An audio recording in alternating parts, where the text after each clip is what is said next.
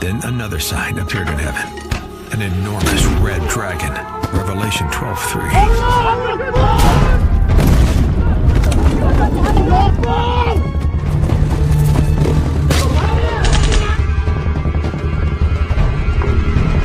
Once again, an armed attack in the Middle East, but this time it's different. October 7th was the Devil's Holiday. It's very hard to believe what happened, even though I was there and seeing with my own eyes and seeing them laughing and killing and having fun with it. Because if you don't open the door, they are going to kill you and they are going to kill me, so please open the door. So who are the Jews? Who are the Palestinians? And whose land is it really? Could the fate of the world, of humanity itself, be somehow tied to this place? The nation of Israel is a resurrected nation. So what if there was going to be a resurrection of another people, an enemy people of Israel? The Bible speaks about this whole war as a dragon representing the enemy attacking a woman representing Israel. The civilian deaths on both sides represent victories on the part of the dragon. Hamas did everything within their ability to maximize the civilian casualty. We came back to a land that was largely barren and empty, and we brought it back to life, and we're going to keep it. The devil hates the Jewish people because they represent the existence of God. Because without that Jewish foundation, there is no Christianity.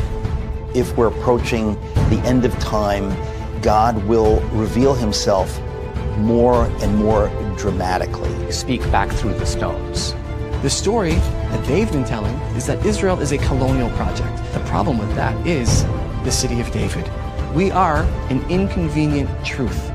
Are you aware of any significant archaeological finding that contradicts the Bible? No. God's word stands firm. The dragon will not prevail. Your message here is become a dragon slayer. Based on Jonathan Cahn's #1 international bestseller, The Dragon's Prophecy.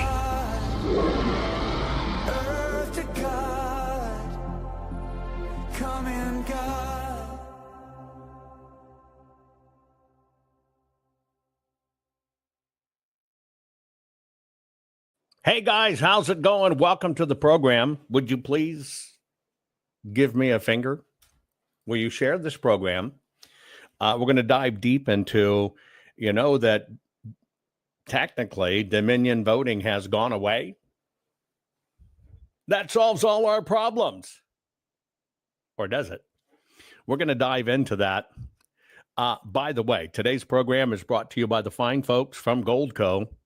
You know them. They've been with us for a very long time. In fact, gold is biblical. Back to biblical times. It's only when mankind and politics got involved that we moved from gold and silver to, paper fiat money.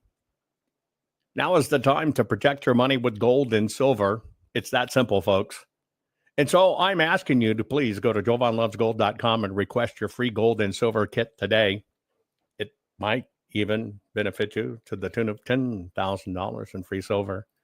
I've got another thing for you. Let's see. Let me find it here on my boom. Hey, immediately following this program, only because there's so much to cover, we're going to be over at my locals.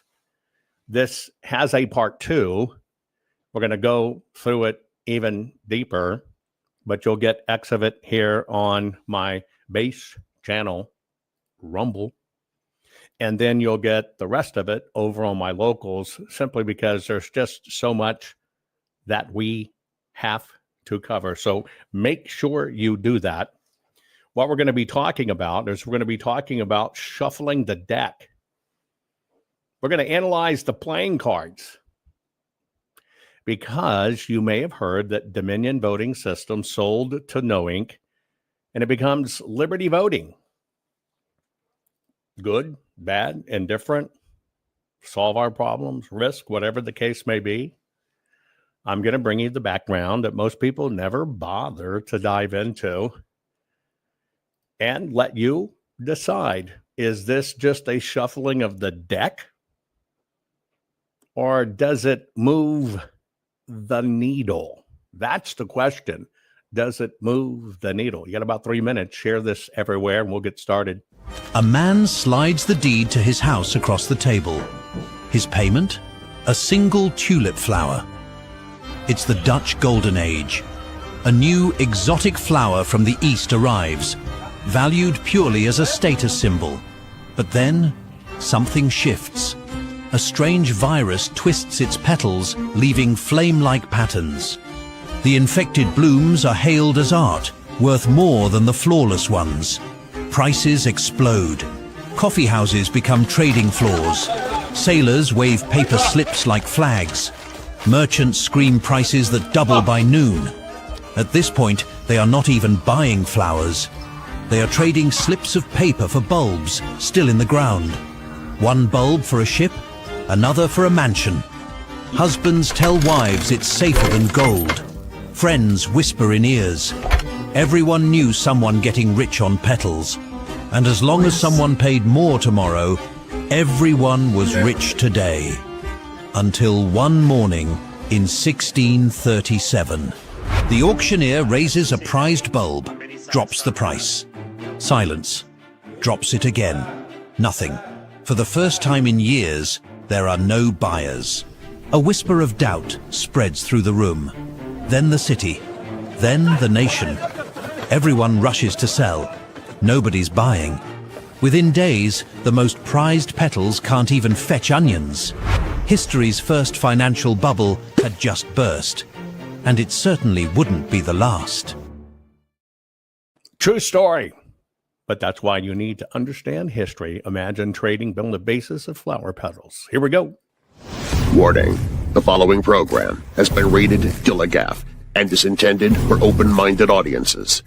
If the truth offends you, or if you are allergic to focused intensity, intellectual athleticism, or the occasional F-bomb or even irreverent humor, please switch off now.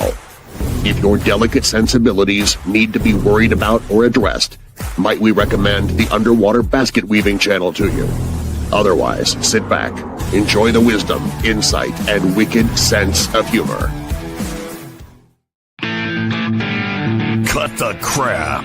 How many times a day do you want to say that to politicians, the elite, the loony liberals, the fake news media, and the gender-confused, emotional socialist snowflake crowd? Cut the crap is your secret weapon for fighting for our freedoms and our great republic. It all begins with a massive mental enema, freeing you from the toxic news and politically correct views, which constipate your consciousness with stinking thinking.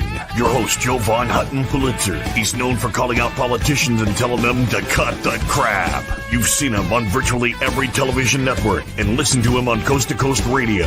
And now he's here to help you learn to fight for America. Culture, race, and American politics. They all have one thing in common. They all need to cut the crap. Now, here's your host, Joe Von Hutton Pulitzer.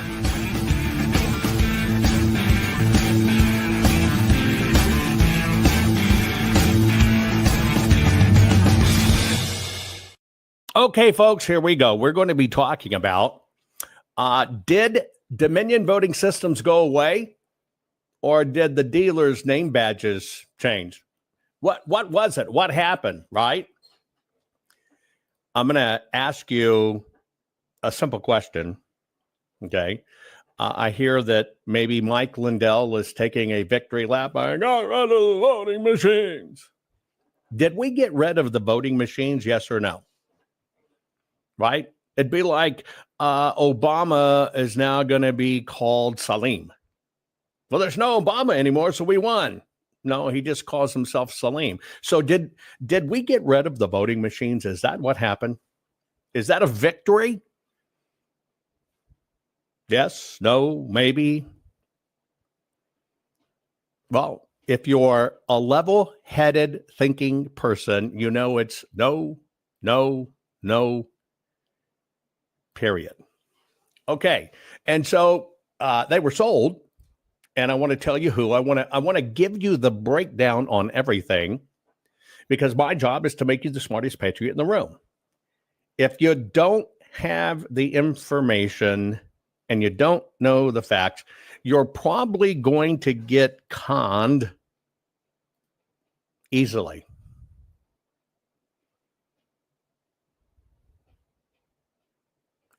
Right? You're probably going to get conned easily.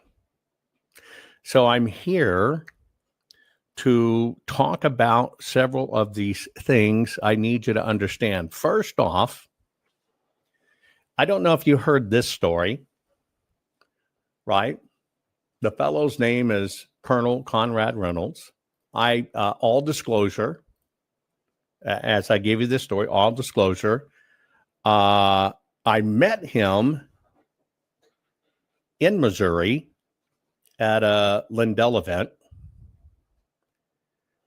exceptionally briefly. I didn't meet him officially at the event. Somebody introduced him to me briefly in the hotel that everybody was staying at, and that was about it. I've never dialogued with them. He's part of the team with Lindell and others that, hey, don't talk to Jovan, stay away, blah, blah, blah. So I really have no true inside information, but this is something that you should know about. Well, he was actually arrested. Yeah, he was arrested.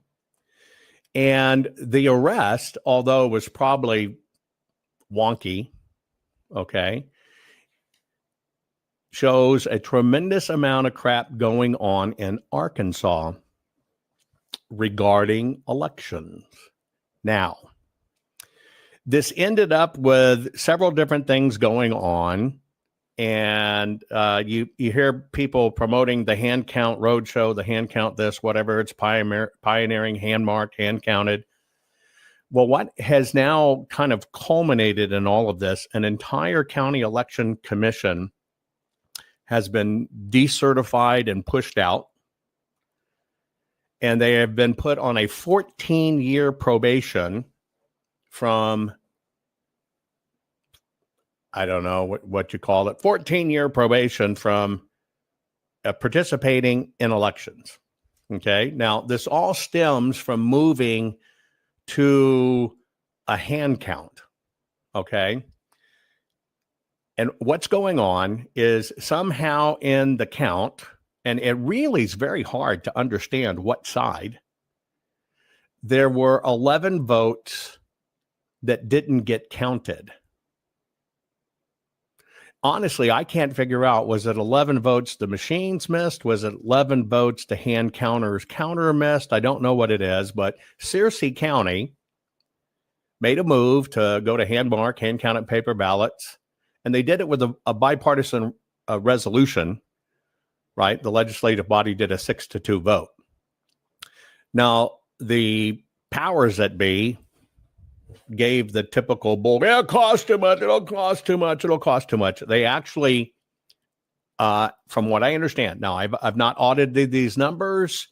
A lot of times the conservative reporters are agenda driven. They don't really go on hard facts, whatever the case may be. But the county, we'll just call it the bad guys, it's going to cost too much. Well, it looks like when the primary was done in 2024, where they were able to do this hand count, they ended up doing it for about 18% cheaper than the 2022 primary conducted on the voting machines. They give no numbers for it at all. They give no numbers for it. But whatever happened in this battle, right? There's been a war going on, and my only interest in this is it's about the paper, right? That's about it. About the paper, period. Now, what they did, evidently, the folks in Arkansas, right, somehow basically said, well, we FOIA'd this information and they didn't get it to us, and therefore it was a crime. All of it comes down, it seems to a $100 invoice. Yeah, $100 invoice. And I guess Colonel Reynolds, see, everybody has their own derivative. There's the John Smith plan. There's the Smith-John plan. There's the John Smith Patriot plan. There's the Patriot John Smith. You follow what I'm saying? Everybody forms their own little election committee groups, Fala, Wallas, Dallas, and somehow a $100 invoice wasn't produced. The net result was, and if I've interpreted this wrong, anybody in Arkansas, let me know, because I have just disclosed to you, I don't have contact with anybody regarding the Hand Count Roadshow, Mike Lindell, or whatever, because they've been strictly forbidden to dialogue with me or to come on the program or to talk about these things. But somewhere in the mix, somebody didn't get out a $100 invoice. And what it did is it created an interesting loophole, as I understand it. By the way, anybody in Arkansas following this, let me know if I'm getting this right. And because of that, they were able to get rid of potentially the people that voted for the move to paper anyway. What is the common thread when I give you this story? What is everybody upset about? Is it voting machines? What are all the teeth coming out for? Paper. Now, for Conrad Reynolds, who is tied to both of these things, it's his auditing company. I forget what it is. Election integrity, 3 times squared, best election integrity. I don't know what it is. And long ago, I've decided I don't like the word election integrity, the phrase, because there is no integrity in elections. It's a misnomer, okay? But when you get focused on the paper, something interestingly happens. Now, what you're watching is, and I would think that everybody in the world would be pissed off at Lindell about the lie about the machines, the lie about the PCAPs, but everybody's moving on. Yeah, it was crap. Moving on. Okay, no problem. I love crosses outside church. Reynolds evidently got arrested because he happened to be at a polling site. He was arrested for his behavior. Arrested at a polling site, okay, outside Batesville. Now, get ready for this. And the offense was he was talking about votes within 100 feet of a polling place, and he did this at 29 feet. And he was wearing a black shirt and a lanyard that said official paper ballots. Yeah, I want to state that right. An arrest came not for screwing the elections or anything like that. Not for screwing up the elections, not for, tinkering with the machines. He was too close within the 100 feet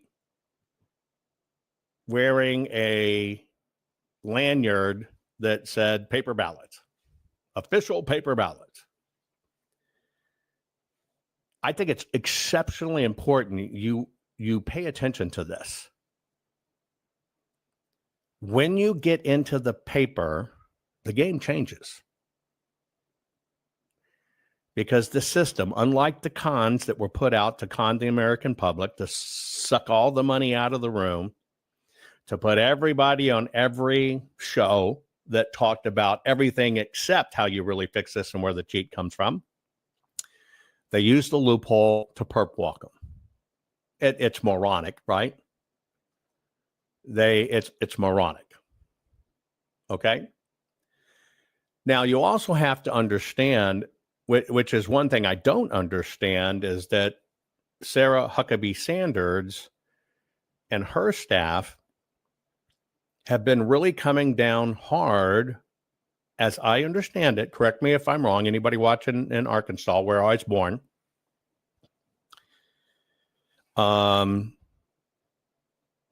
they just want to make sure the machines stay in. Now, I don't want you to leap to any conclusions that is somebody saying the machines do it. In fact, it's quite the opposite. I want you to understand that. When somebody says you got to use the machines, okay, that is not equivalent to saying the machines do it, the machine controls the vote. See, that's the con. By forcing you to look at the machines and only the machines and having used the machines, they keep you away from the paper. That's what's really afoot. Okay, that's what's really afoot. By the way, repost the stream. Make sure you share, like, and follow right now. But why don't you repost this like others and help people understand how this con works? That's a con. It's very simple. Now, another thing you need to know in this process, okay?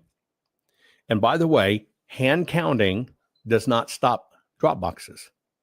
Hand counting does not change the voter rolls. Hand counting does not change instant registering to vote. Hand counting doesn't stop any of that. Hand counting a ballot can't tell whether you're illegal, dead, or anything else. Is that okay? But you see, the complications always arrive with paper. Now, before we get into the rest of it, because I want to give you a history, it's so important to understand how the moves are made in this elections in the United States of America. If somebody says, well, we've got a brand new Help America Vote Act, and we've got a brand new voluntary system guidelines 2.0, we fixed all the breaks. Did that change the election? Did that fix anything? Put it yes or no. They're going to come out with a brand new detail of, hey, we've got a new and improved system. Does that change anything? It doesn't. Now, let me ask you, if they came out with new and improved, inspired by Mike Lindell, voting messiah, everything's fixed and special system. If they came out with a title like that, would that convince you? Would that convince you that our elections have been fixed? That every problem we have in elections have been fixed? Would that convince you? No. How about if Democrats came out with the bill increasing muscular flexibility in toddlers to enrich their lives forever? Sounds nice, right? Wouldn't it sound nice? Until you find out that the way they're stretching this muscles is sphincter muscles because they're raping children. But it sounds like they're doing good for them, right? Until you look under the hood. That is how every bit on both sides of this crap works. The system believes and knows. It's just sad, and knows. If they just sprinkle a little words, that you'll think, yay, it's fixed. It's kind of like going to court for getting sued for defamation. The court finding that you did in fact defame, the court ordering you to pay money, but it's strictly about the defamation of an individual, and you go on a tour, I beat Dominion, I whooped them in court, I brought it all to court. Did that happen? No, it didn't happen. But people don't pay attention to facts. See, the system knows this. And that's why I want to get right down to this issue, which I call shuffling the deck, and you're going to be able to decide on your own. Now, here are all the headlines you're getting, you're receiving, and how this junk works. All over the place, You are hearing Dominion Voting Systems sold to company run by former Republican election official. Now, let me ask you a question. And by the way, I've given you downloads. You probably got 3 or 4 downloads, right? Over on my locals. I've given you the timelines, the names, the numbers, the information, everything. I've given you all the background on every bit of this so you can audit my words. You can do investigations on your own. You can decide what the facts is for yourself. Don't listen to me. Inspect the facts for yourself. Okay. So if Dominion Voting Systems were sold, okay?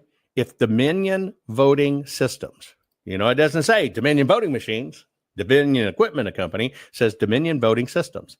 If it was sold, does that fix the problem? Yes or no? Just put it in chat.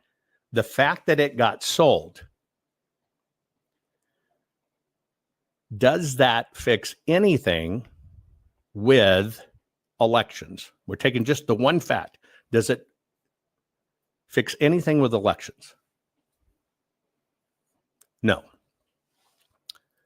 Now, here's the second part of the question. If it was sold, does it further fix it that it was sold to a former Republican election official?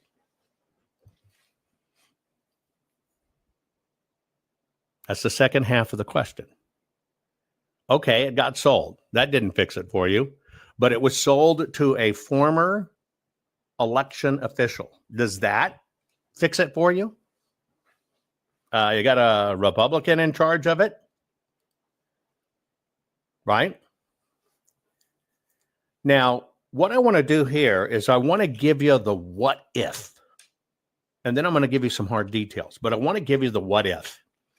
I want you to basically, and this is a critical thinking, linear thinking exercise, okay? First off, Dominion system only came into play when a person lied and said, I infiltrated an Antifa call, and on that call was the executive of Dominion saying, don't worry about Donald Trump, we fucking take care of him. So that's the first thing.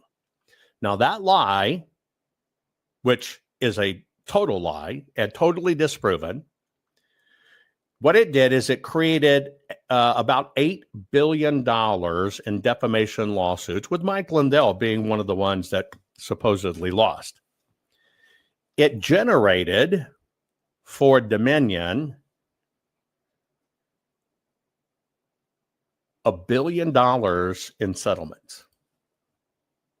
It paid them $1 billion in settlements between Fox and everybody else. Right?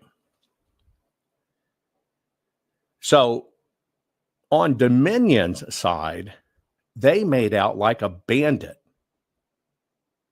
Could we just call $1 billion cash windfall making out like a bandit? Would you agree with me? And am I stretching to get there? Am I stretching at all to get there? When I just say it in simple terms, I'm not talking about anything else. We're just talking about cash windfall. The fact that Dominion got paid $1 billion through judgments and lawsuits, could we say that was a freaking cash windfall? They didn't make that much money in elections. So can we say, right? Can we say that they made a $1 billion cash windfall and that they aggressively went out after people like Lindell and all these others? But strangely enough, they didn't really hard press the person that came up with the story. and all the details about the person who came up with the story are locked in secret. Now, I find that weird. Now, do you remember all the memes going out over the internet about dominion? Satan has dominion over earth. Earth is Satan's dominion. Dominion, I'm over you. I'm going to dominate you. Do you remember all of those memes that floated around then? Dominion this, dominion that, all this other stuff. You remember those? Okay. Now let's play a little bit of a word association.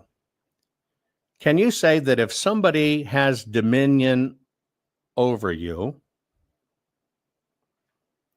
and you are locked in that dominion, could we agree that that means, just the use of the word, that means that company or whatever controls you, you have no freedom, you have no liberty, etc.? Could we agree on that? Dominion, right? Dominion. And the opposite of having somebody control you. What's the opposite of having somebody control you? Put it in chat. If somebody wants to, if one time it was all about control, and now they want to convince you that that control is gone, right? What's a word? You got it right. What's the word that could go with that? Well, the word that is the synonym is liberty. So what has happened in this move is dominion, which got a bad rap and $1 billion cash, now is known as liberty voting. We're not gonna have dominion over you anymore. You're gonna have liberty. Now that's kind of interesting, right? That's why names mean things. That's why names matter. But let me ask you another question. If the problem that they sold everybody, that the executive of Dominion Voting, who was part of Antifa, he's a Satanist, he's a bad guy, he's an extreme liberal. If you wanted to have a new owner to convince you that, well, we're not under that type of ownership anymore, and so it gets associated with somebody with it's satanic. He does orgies, he does drugs, he drinks, he's evil, it's dominion. And now you want to go to liberty. What would you do from an executive standpoint? You want an executive that's, well, a synonym, probably a distinct opposite of what you think a Antifa screaming liberal is. Could we agree that would be not only a Republican, but a Republican election official? Just a question. Just a question. Could you see from a synonym basis those two moves? They got that word Republican in. They took you from being over you dominion-wise. Hell, they even worked in Republican, but it's a special Republican. It's an election official, former election official Republican. Now, let me ask you the question, just on the face of it, just on the face of those things, can you see possibly wordplay, keywording, impression selling in process? That's just a question. Can you possibly see that we're doing a little bit of a keywording and a psyop? That's what they're doing to us, right? Okay. I think most common people can see, let's just get past the words. Here it is. They've gone from dominion overs. Now we're going to have liberty. And it wasn't an Antifa Satanist. And now it's a Republican. Yeah, it's a Republican election official. Okay. So now we've kind of set certain things about it. That's what's happened, right? And so now what's happened is Dominion Voting Systems is no more. Now I'm gonna stake my stake in the ground right now. The entire Antifa call, the machines did it. The machines swapped votes. Was 100% psychological warfare and a con.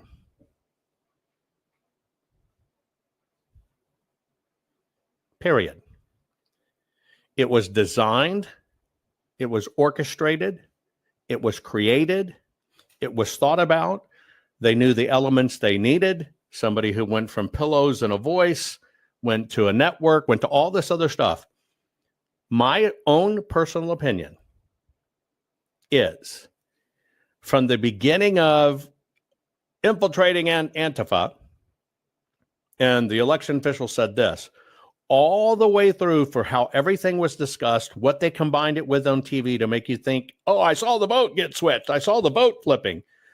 I'm telling you, in my professional opinion and my personal opinion, it was all orchestrated to keep you focused on the one thing they needed you to focus on, and that was the machines. Now, I tell you this because machines in our voting systems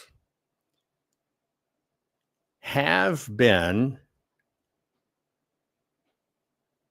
subject to this kind of stuff throughout history. Now, the question is, if you're a buyer, if you're an investor, just a question. If you're a buyer and if you're an investor, so take off your MAGA hat, take off your Democrat or your liberal or your Republican hat. Just say you're an investor, okay? And when you understand a few things, when you understand that it's really only about a handful of pieces of software, but all the machines that are deployed, quote unquote machines, printers, scanners, and all that kind of stuff, they're actually third-party machines, pieces of used equipment. You know, and I know, because I showed you this before, that the actual Dell server piece of equipment that could be used on our Dell thing that runs EMS is a computer that 5 years ago you could buy for $526, that these contracts sell for $36,000 under a lease. So you know how that racket goes. Now, if you were shopping for something,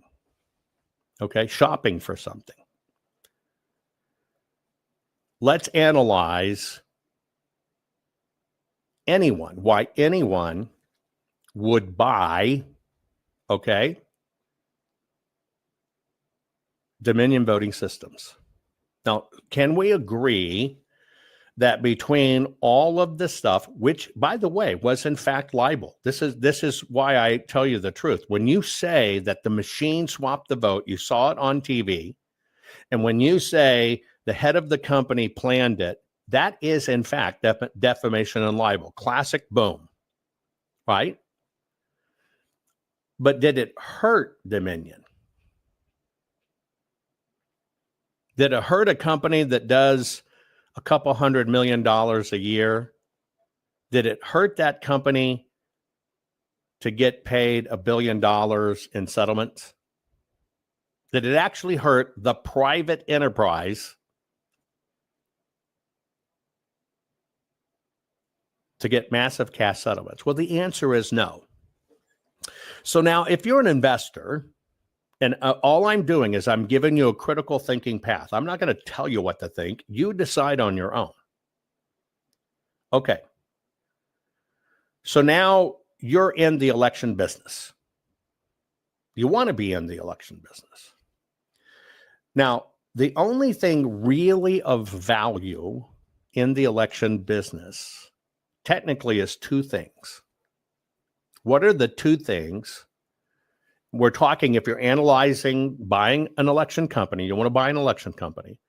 What are the two things if the name's been killed? What are the, and by the way, you don't do a brand name sell. You don't go, well, I'm going to this precinct because it uses Dominion. This one uses Pillow Salesman Machine. No, I want to go over to Dominion. Dominion's the brand name. Do you have a say? Yeah. So you understand the name of the company means nothing, adds no value. Now, the next part of it is there are two things of value. So putting my investor hat on, my CEO hat on, the two things that are of value are existing contracts, right? Existing contracts and the physical equipment actually deployed. And one thing binds that together. You have been pre-approved by the Election Assistance Commission. That's it. Those are the only assets. Okay. So you buy a company. It's going to come with the existing systems, hardware and software. It's going to come with existing contracts that are deployed in the field. And then it's already going to be pre-approved by the Election Assistance Commission. Now, let me ask you a question. Did anything change in the process in that move? Did anything in that process change? Just put it in chat. It's very simple. Did anything in that process change? Anything that changes how anything is operated? No. You know it. I know it. Okay. Can the machines that have already been contracted for, these are 10-year contracts from what I understand, can the machines and the systems that are already approved software-wise that says, this is the software we run, this is how we do it, this is what got approved by the EAC, this is what approved by the state. Did any functionality along those lines, change? Yes or no?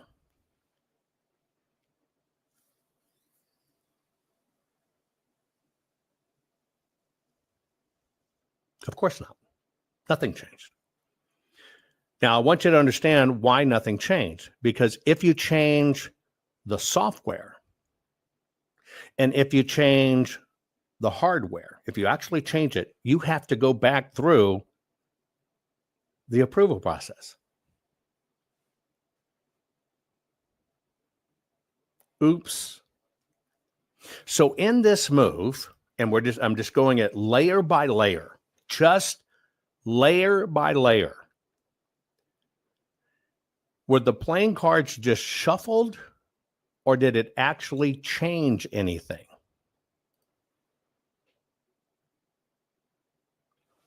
From what you have linear thinking otherwise, because remember, you can't change the software in the middle of a contract. It's approved for that software. You can't change the contract that has been contracted, because then if you change the contract been contracted, you got to go through all the contracting process again. You got to go through all the vetting process again. You've got to go through all of the EAC build again. So you inherently understand what happened is nothing changed and it was just shuffled a bit. Now, let's just assess it from a marketing standpoint. Is that okay? Nothing changed. What had the name of Dominion, what you came to believe had dominion over you and controlled everything, became the opposite of dominion, and it became liberty. You got liberty. That's what you want, your freedom, and you want to live with your liberties. So a name change took us from being dominated over to being libertied over. Well, liberty's better. Yes, I want liberty. I wrote dominion. Right? Aside from that, not much changed. Now, if we were looking at a company, you look at their assets, on hand. So if I was going to buy the company, you look at how many pieces of equipment are in the field, what are the terms of those equipment? Almost all of them are almost immediately outdated. What are your obligations to service them or update them? How many employees in the company? How much cash on hand? How much value in contracts? That's how you assess the value of a company. So let me ask you a question. If I was to throw that in, if I actually took, well, they're the largest provider and they've got, we'll just say, $500,000 in contract. You can have $1 billion contract and only make $10,000 profit. It's just a number. You have $1 billion, right? But let's just say they had $500 million in contracts, just hypothetically. But we also know they got $1 billion cash on hand.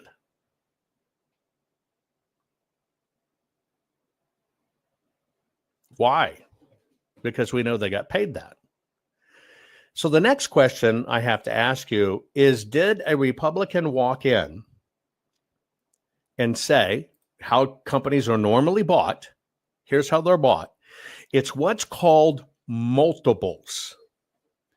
They look at contracts on hand, liabilities, what it costs you to run it, what space you're in, and they determine what's the value for your company. And they then pay basically on that, how somebody gets bought, you get paid on a multiple. We're going to buy you very low multiple, but 2. In the tech business, a multiple can be 50. But let's just say it's 2.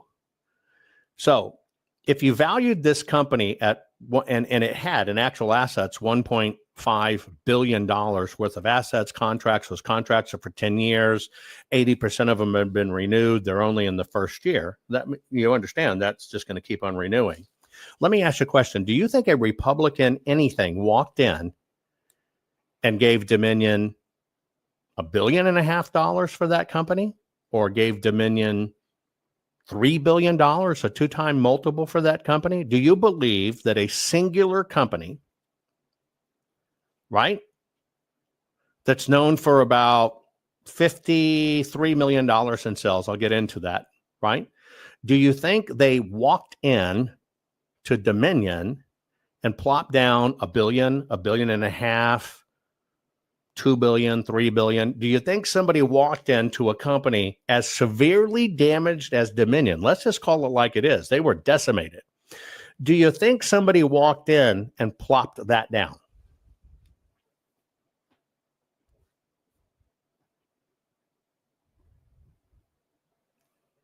Answer in chat. If you actually think somebody walked in and plopped that down.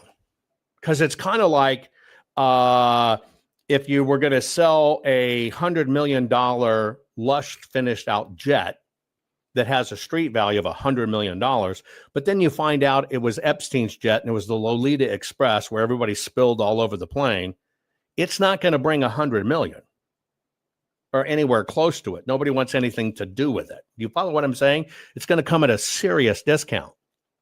So the first thing you have to ask in normal business acumen in a damaged company, that it's got to come at a serious discount, because you're buying something that has, in the media eyes and the public eyes or whatever, has been severely hobbled and destroyed. So here comes the next question. If they had $1 billion cash windfall, because again, we're taking into account $1 billion+ in the bank, $500 million in contracts. Are you going to take a discount on your company just to get it sold?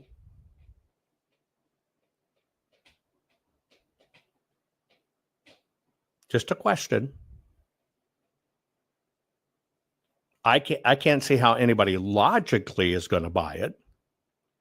But are you going to take a discount just so you can unload it? You got $1 billion in the bank in the company's name. It's the company's money. And you got all these contracts out there. Are you going to take a discount just to unload it? Are you going to sell it for 100 million, 500 million just to walk away when you got $1 billion+ cash in the bank? Well, the answer is in the business realm, no. Which means it's possibly going to be some sort of blended buy. Now, here's how it works. You might buy the company saying, okay, guys, look, you take all your cash. We don't want it. Well, then Dominion, everybody made out great. What's left over is contracts and equipment in the field. Okay. Now, maybe there was some sort of value there, but again, it comes hobbled with it's the existing systems, it's the existing software, Dominion, Democracy Suite, whatever, it's there. You're not going to change those things right away. It's just not how it works.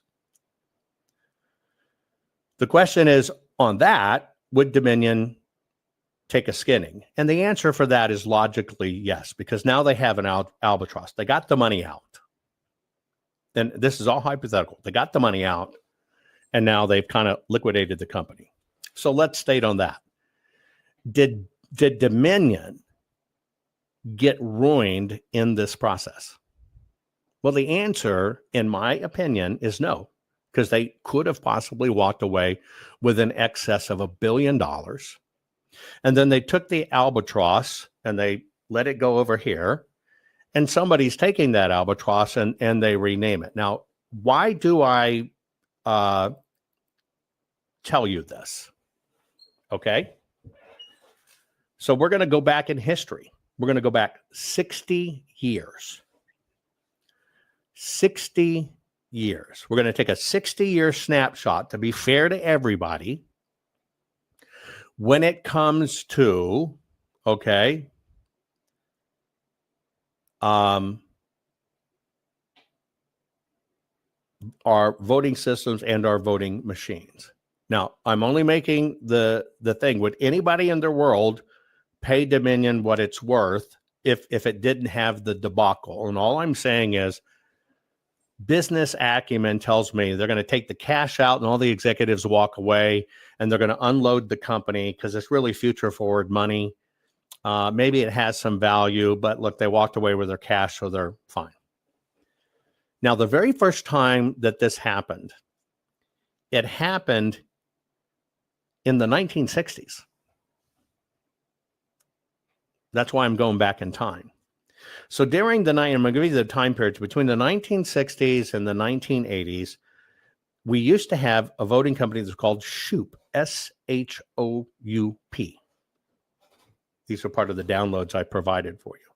Now, Shoup, the AVM, which was called Advanced Voting Solutions. If you want to read about these things, you can read a great book written by a liberal, by a Democrat, called Black Box Voting.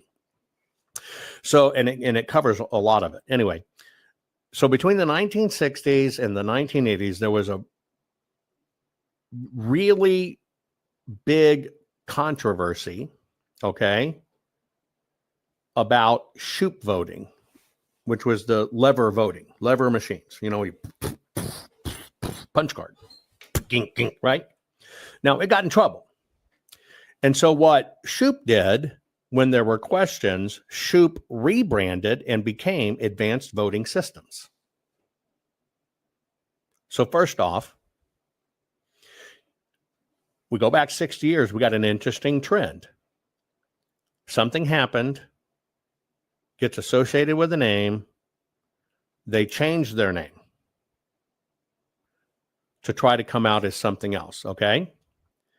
Now, in the changing of that name, that company, Advanced Voting Systems, actually folded up. But some of the assets, some of the contracts and stuff were bought by a company called Votomatic. Votomatic. Votomatic.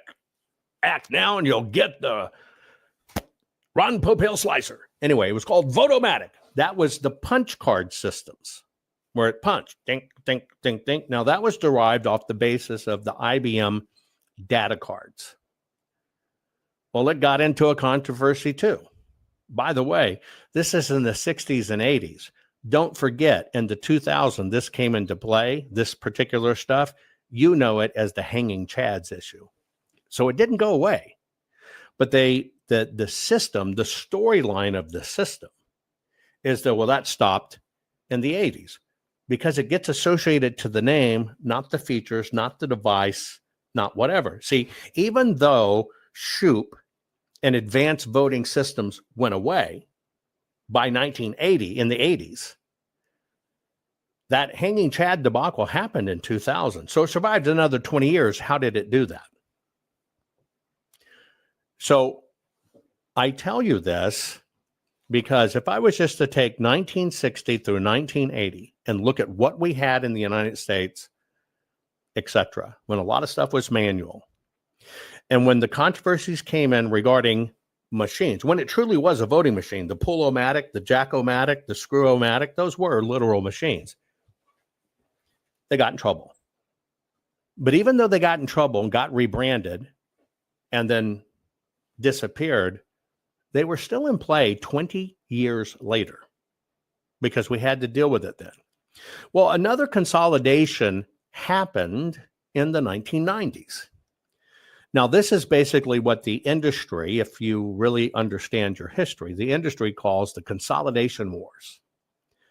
There was a really big roll-up that you had all these little players that were approved at all different places, and somebody gets, you know what, we need to turn this into maybe one thing.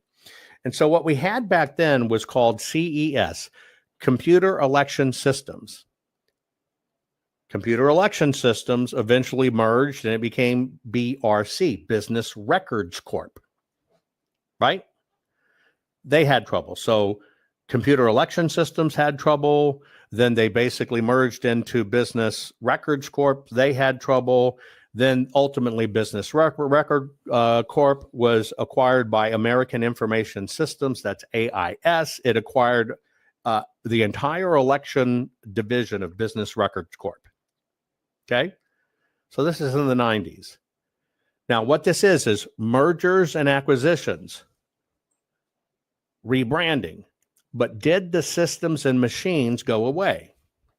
Well, the answer is no. It didn't go away. So basically what happened, the SHOOP AVM, right, which became Vote-Matic, with all these elective roles, became Computer Election Systems, Business Records Corp, which became American Information Systems, AIS, when they acquired it in 77. Then it became something new. Again, because it was always having problems. There was always questions. What did it become? Well, you know it today as ES&S.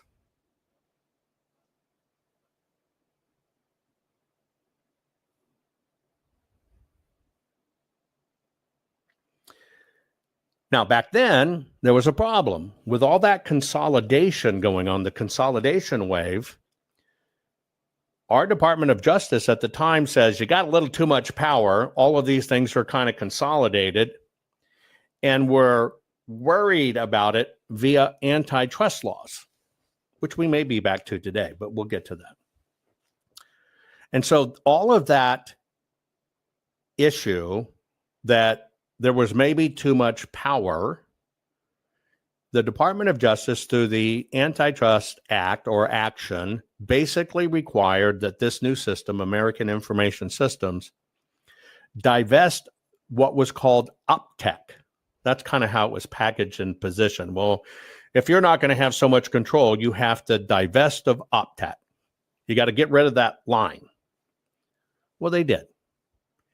And that line became what you know as Sequoia. Okay. Now, Sequoia introduces the future to election. Now, the future to election is we're going to have great optical scanners and we're going to have DREs, direct recording equipment, which means the person doesn't mark the ballot.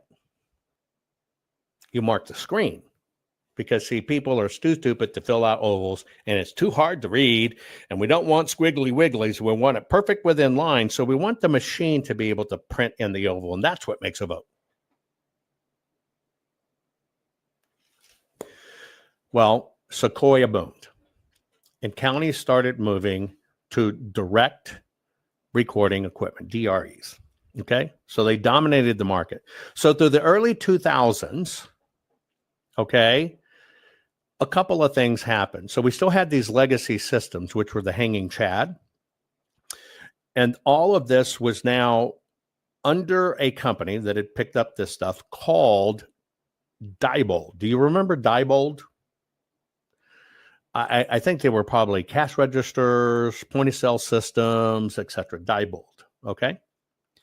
And so what happened is a new company was formed called Global Election Systems. Now, let me ask you a question. When it comes to elections, do you want anything global?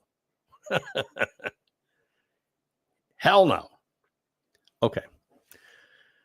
So what happened here is a new player in the market emerged called Global Election Systems.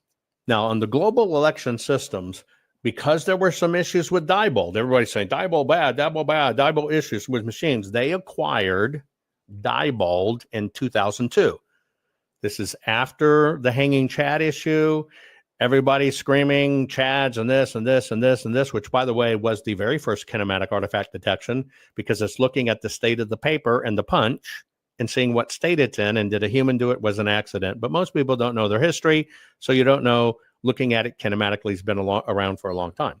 Anyway, so Diebold got sold to Global Election Systems, and it got renamed DESI, Diebold Election Systems, Inc. Okay? Diebold Election Systems, Inc. And that became the predominant player. However, there was a little bit of a mud mark on this sale, because the key executives running the elections, Global Election System, the key executives in the companies had a problem. You can read this in about black box voting. I'd highly recommend it. And I probably posted it on my stuff somewhere at one time. It's out of print. The executives, the key leaders, the key drivers, the key executives had prior convictions for embezzlement and fraud. Well, when some of those convictions got known, that, well, holy shit, these guys have been, these guys that founded this have been convicted of embezzlement and fraud and all this other stuff, right? And so what happened is the industry, again, had to go through a rebranding. I've told you about this even in podcasts and stuff. I warned you many months before it actually happened. You saw it. They're all going to rebrand, which they did. Now, what happened is they rebranded again, and that became Premier Election Systems. That happened in 2007. Why? Because everybody was talking about security issues. Now, what you should know is it just keeps rolling. Same issues. It only solves it with a new rebrand. And so that was in 2007. Now, what happened is where Premier got in trouble, Princeton University, I think, did a study in 2006, and California did a top-to-bottom review in 2007. And they basically found out these things really have issues.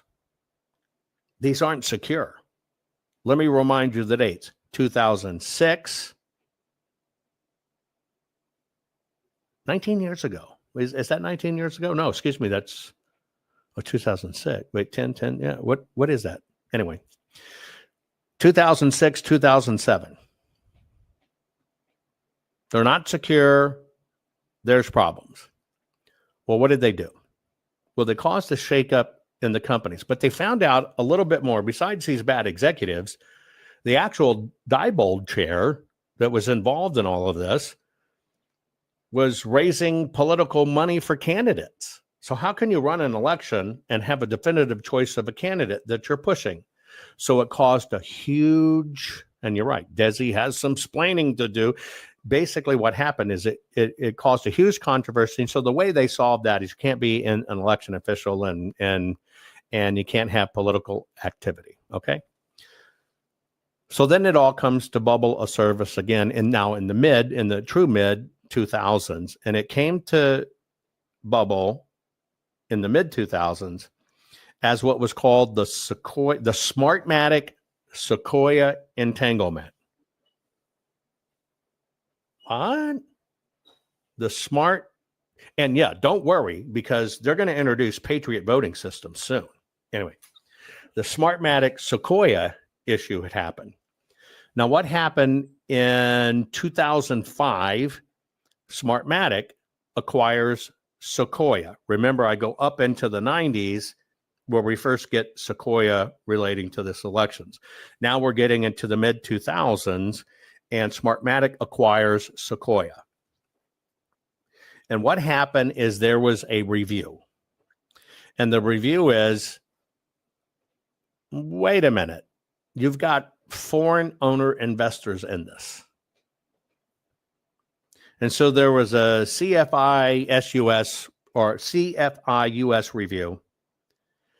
And basically they kind of had to divest. You got foreign owners in it. So this happens over a period of a few years. So you get to the next phase in this stuff, and that's 2009 to 2019. This is called the Premier Sale, the Antitrust, and the Dominion Entry. Okay, so this is what happens when we get into this. So 2009, 2010, there's the Premier Sale, there's the Antitrust, and there's the Dominion Entry. So Diebold Premier, which sold to ES&S in 2009, which the Department of Justice forced divestiture in 2010. So this company comes up called Dominion Voting Systems, and it acquires all of the assets of Premier, and all of a sudden it goes from nothing in a name, and it's a top tier 3 vendor. Now, you understand that was a purchase and a name change. Boom, you're in the top 3. Okay. So in the 2010s, now we got an issue. This is where what happened is the private equity markets, meaning big investors, Blackstone, all those guys, private equity markets, they enter the election machine business. Now, I want to tell you something here that's always been a disconnect for me.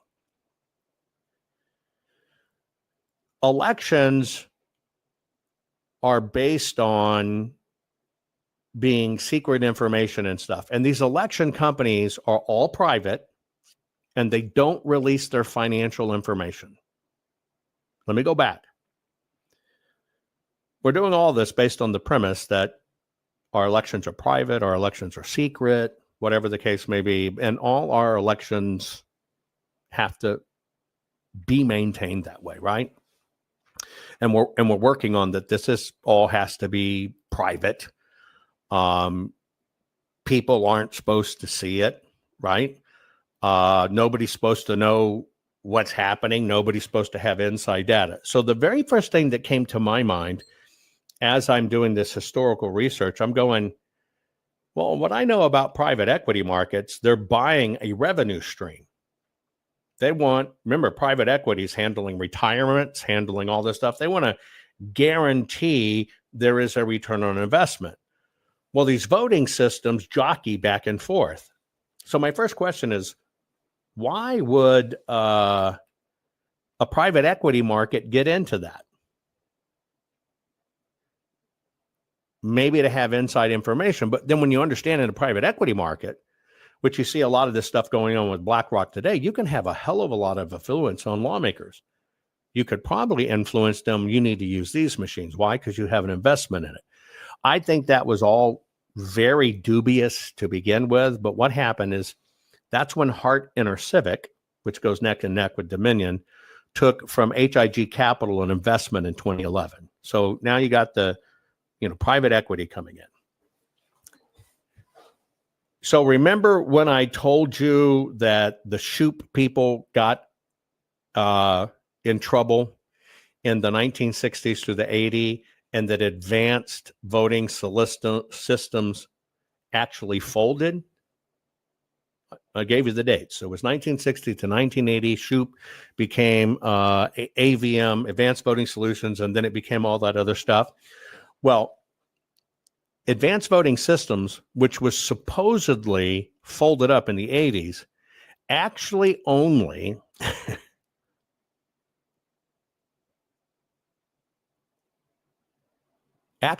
went down in 2010. Wait a minute. History shows us that Advanced Voting Solutions, the ex-Shoup company, folded in the 1980s. But here we're in 2010, 30 years later. We'll just call it 20, benefit of the doubt. It only really folds in 2010 or 11? Yeah. And so what happens is this Shoup company, pulling lever machine, punching cards, which popped back up in the 2020 election, Bush versus Gore. Well, what happened is in 2010, they got caught up again, supposedly gone. But you know what they got caught up again with? They got caught up because Virginia decertified their Advanced Voting Systems WinVote. That's what the software was called. You didn't realize it was the same company because it called WinVote. We want you to win the vote. WinVote, right? Well, what happened is what finally caused the death knell in 2010. Now, this is how it comes to your collective memory. I'm going to remind you, but you're going to understand how this comes to your collective memory. The reason AVS went down is because they discovered they had hard-coded Wi-Fi in the machines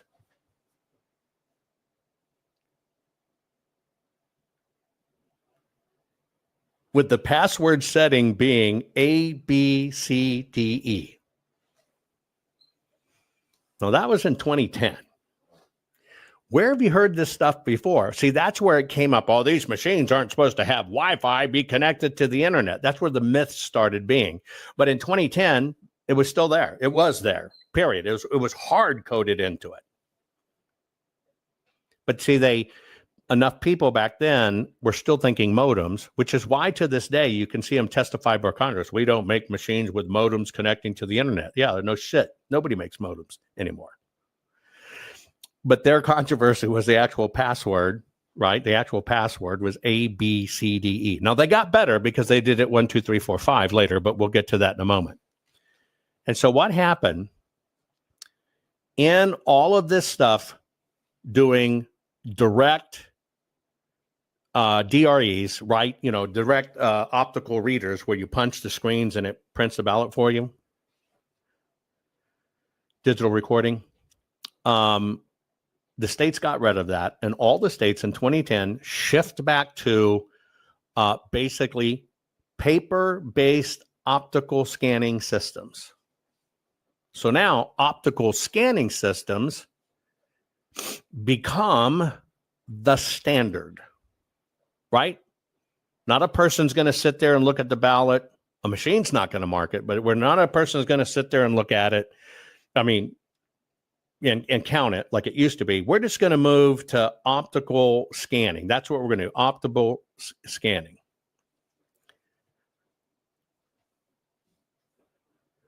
Which is basically when we all moved from actually what had always been was a physical hand count. Okay, was a physical hand count. And so then in the 2020s, what's going on, you know, started with what happened in 2020, et cetera. All the little guys basically folded and consolidated into three major players, ES&S, Dominion, and Hart. It's at that time, and only at that time, that the legacy machines were phased out. Only at that time. The legacy machines were phased out. But these companies had to deal with what's called the long tail of contracts, because the contracts are still in space. Okay? Now, I've given you a collective history of everything we've gone through with the machines and what it actually entailed. And what you see is it's the same freaking assets to run the elections, always under a different name. And that's it. Now, this is why I'm doing this program, because I'm assessing. Are we experiencing another shuffling of the deck? Let's analyze the voting cards. No ink becomes Liberty voting and all this other stuff. What is it really? So I'm just asking the hard questions. That's it. I just want you to think for yourself. What are the hard questions? Now, in that convoluted history I gave you, and remember I told you about executives that had been convicted, or executives that were questionable, or executives that had embezzlement or whatever. Well, all of these guys just moved around.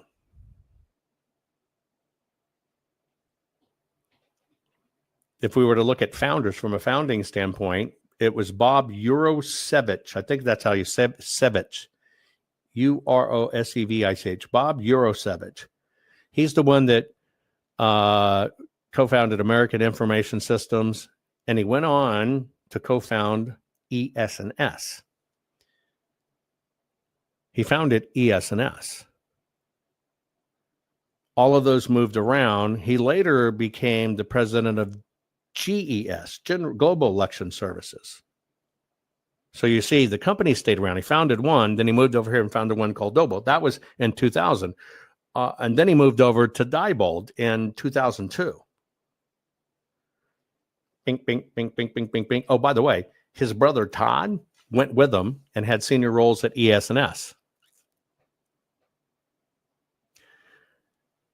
There were security flaw issues in Diebold, Sequoia, Hart, ES&S. There were antitrust suits against Premier and its sell to ES&S. There was ownership scrutiny in both Smartmatic and Sequoia, and there were governance optics in Diebold. But what changed? Nothing. Nothing. Not a thing. Zero. Nothing changed. So now we're going to get into the nitty gritty, and we're going to dive into, okay, well, what is this No Ink and what is Liberty voting? I'm going to jump over to locals. You'll find it at JovanHuttonPulitzer.locals.com. JovanHuttonPulitzer.locals.com. If you're on Rumble right now, you'll see a red oval. You can click that oval and you can jump over. Okay, you can jump over. And I'm going now to give you the history of No Ink, all its iterations, and the actual person who is the former Republican election official. Now, here's one thing I want to tell you. I personally believe we're in trouble come the midterms, and I think it's pretty obvious. Here's why it's obvious. Obama, which was supposed to be the rock star of rock stars, got 69 million votes in his first term. He got 65 million votes in his second term. Hillary, which was also to be a rock star running against Trump, got 65 million votes, right? I just want you to think about that for a minute. And then all of a sudden, we get this big FU of fingers. Am I right or am I wrong? We get this huge FU of fingers with Biden with 81 million votes. 81 million votes that we're supposed to believe that Joe Biden got. Now, I don't know anyone who truly believes that. Okay, who truly believes that. And then, of course, we had Kamala run against Donald J. Trump, and Kamala got 68 million votes. Okay? Now, there's been something nefarious going on under the hood, and that is if you kept watching and you kept looking at the election numbers, somehow Kamala, since the close of the election, we're getting close to a year ago, she's gone up to almost 75 million votes. Now, you see it closes that gap on Biden. It closes the gap.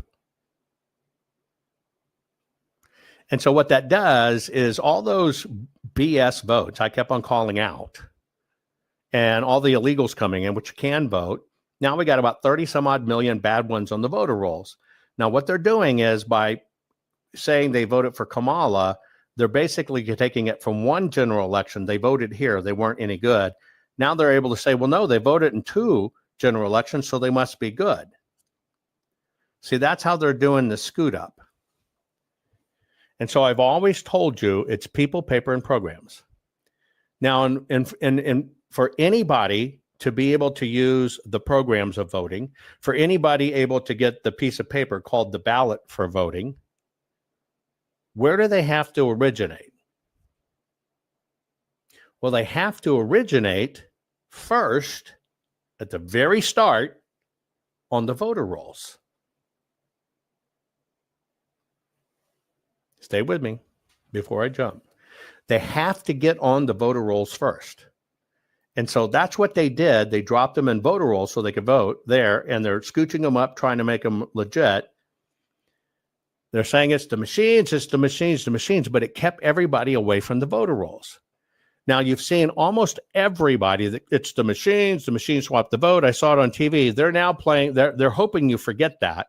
And they're now saying, well, it's the mail-in ballots, and we've always championed this. But when we're all fighting this battle, and this is just truth, you got to be able to handle the truth to understand where this heads, folks. And so the number one champion of the machines, he put his team crisscrossing America. And here's what his lead, what everybody in Cause of America is associated with. And this is a time when I'm having direct discussions, planning, and work with President Trump to basically get down to the voter rolls and get it cleaned. In response to that, they put out a team on the road to give this advice. So you have a centralized statewide voter roll that's on networked machines, servers. It has a public-facing internet interface. That's it. That's all I need to know that it's blown. That's a centralized statewide voter roll that was mandated by Help America Vote Act. They have these all over the country. And it's not just that you have a public-facing internet interface to it, but multiple organizations have what's called an API, or an application programming interface. In other words, a machine-to-machine interface into that voter roll. And I'm telling you this because when people say, well, we have to clean up the voter rolls, it's true that they're not following the law. It's true that they're not in good faith maintaining them in accordance with Title 52 that requires that the voter rolls be both secure and accurate. That's a requirement imposed on the secretaries of state who've received the Help America Voting Act and CARES Act funding to maintain those voting systems. What nobody's going to tell you, but I'm going to tell you, is you cannot clean those rolls. You're sweeping a dirt floor. Okay. So when we already know it's the rolls, and here we are 2 years later, and here's what they've done. They've moved it up. We're fighting hard to go back to the impetus to get it fixed. I want to remind you one other little historic thing, and there's a lot of people that volunteer for Cause of America, but there's your leader, funded by Mike Lindell. I want to go back to the very beginning when some of you might have been exposed to me for the very first time. I am testifying for the Senate in Georgia on the status of elections and what's happening. And when you go back to see me, there was an extremely viral video. I mean, it went everywhere, right? And the systems tried real hard to suppress it. And that's where a lot of you got to know me, because I'm saying, wait a minute, if the 2020 election was basically a mail-in election, they'll have fixed folds. And we can at least see if it was an official ballot or not by just the kinematic detection of that fixed fold. It's where a lot of you got exposed to me.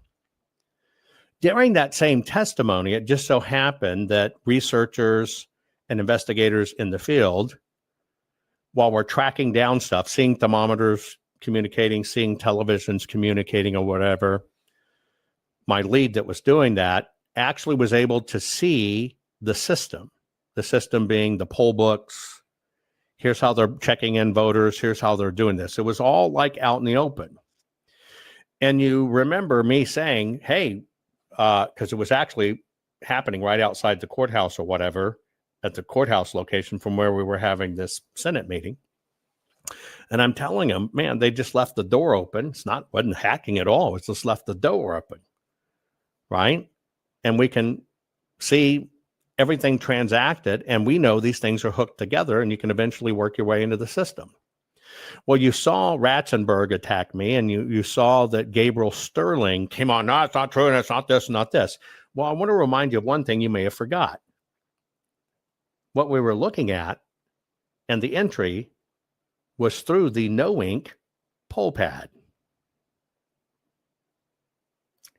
That was the gateway, the No Ink poll pad. And we can see it all transacting. And so it is No Ink that has now bought Dominion, that has now redone themselves as Liberty Voting. But what you have to understand is we even showed the information. All of these poll pads are wired into a wide area mesh network. There were 6,996 of them deployed, rough terms, and they all kind of talk together and they kind of see everything. And it's an initial gateway into the system. And they put out all kinds of warning. Make sure on this, you turn off the toggle. Make sure you turn off the toggle. Make sure so nobody can see it. Well, that was No Ink. It's how you got to know me. It's how you got to say, something's going on, because you can see a lot of these things. And No Ink is the provider of that, the largest provider of that. And this is what has now become Liberty Voting. Now, I'm only giving it from my both personal and professional opinion, what we found. The bottom line is, even as I started the program, it always comes down to the paper. Paper is where you get to nail bad guys doing bad things, but you got to have the paper. This is why the system fought the Arizona audit so hard. You'll get a link here in a few minutes. Join me over at Locals, where we go into the next phase. Our courts are based on clear and convincing evidence. Want convictions? Want justice? For what happened in the 2020 election? Then we need your help. Not fixing 2020 will damn our nation forever. The decision you make in the next few moments could decide whether we ever get our elections fixed or not. Here's why. Trump campaign and allies filed 64 different lawsuits. They all went down in flames.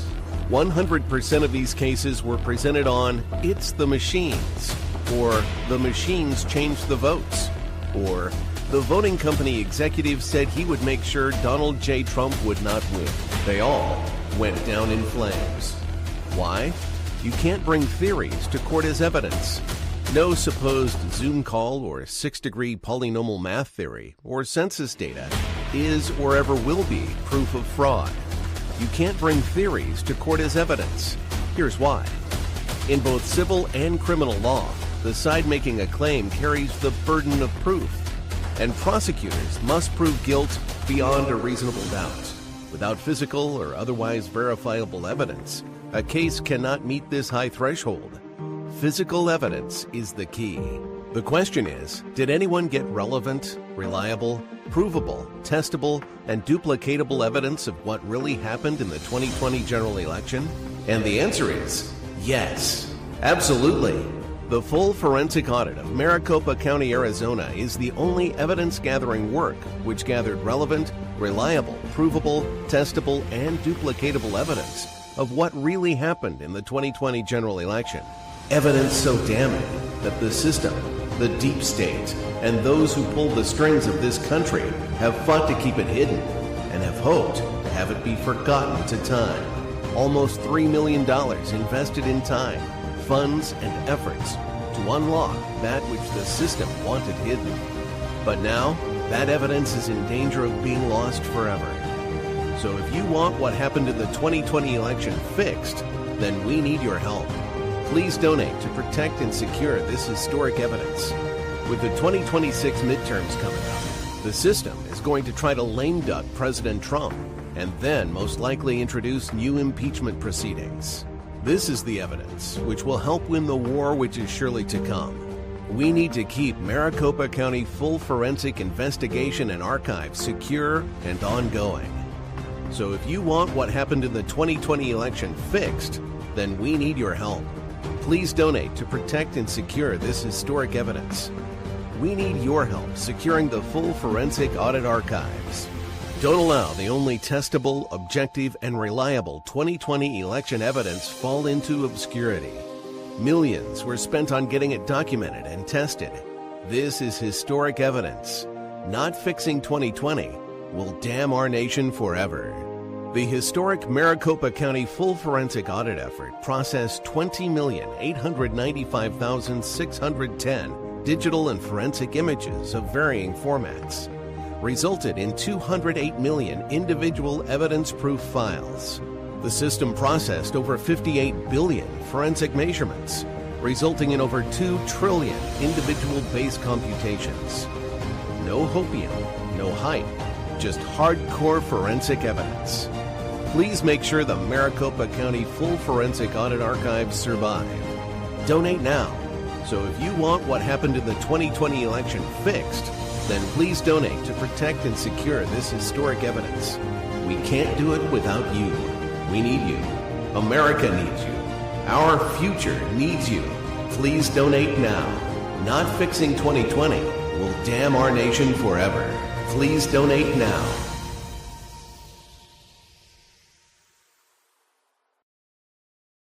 This crazy world is telling you your sons can be daughters and your daughters can be your sons. When will the madness stop? Never. So you have to decide, will you comply or defy? They tell us all, you will own nothing, eat bugs, and be happy. Is this why America's largest food processing plants and food supply plants keep burning down? Do you really think this is a coincidence? Of course not. The system is telling us right to our faces what they have planned for us. You have a choice. Comply or simply defy their plan for us all. Defy the system's plan and execute your own plan. Abundant, safe, secure natural food supply. Introducing the Food Forest Bible. This bestseller by Jovan Hutton Pulitzer is the single most complete, executable, easy-to-follow plan for sustainable, self-managing food production for self-sufficiency and food security. For the first time ever, a coffee table, heirloom quality full color book which unlocks the ancient secrets of creating a food forest. Imagine planting in a way which requires no digging, no pesticides, and creates massive ancient food abundance. No fooling. Food forests are the ancient secret to planning and planting once.